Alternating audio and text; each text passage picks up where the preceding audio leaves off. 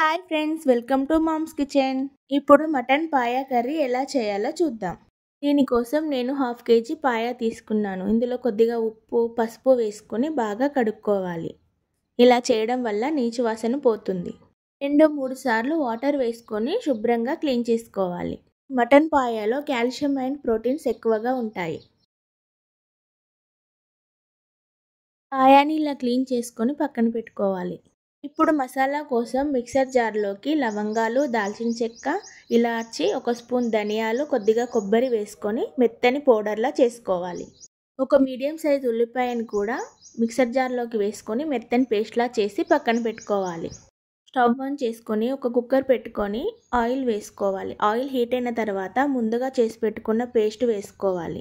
2 minutes fry అయిన తర్వాత పచ్చిమిర్చి, అల్లం వేసుకొని బాగా ఫ్రై చేసుకోవాలి.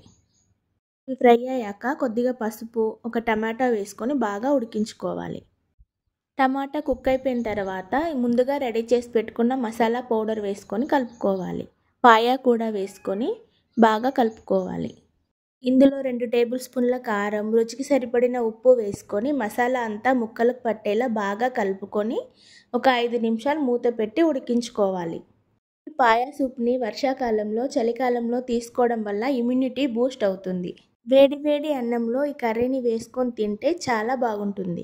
సింపుల్ అండ్ టేస్టీ రెసిపీని మీరు కూడా ఒకసారి తప్పకుండా ట్రై చేయండి.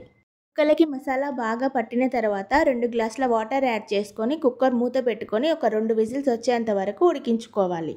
ఎంతో రుచిగా ఉండే మటన్ పాయా కర్రీ రెడీ. ఈ రెసిపీ కనుక మీకు నచ్చినట్లయితే do like, share, subscribe to mom's kitchen. Thanks for watching.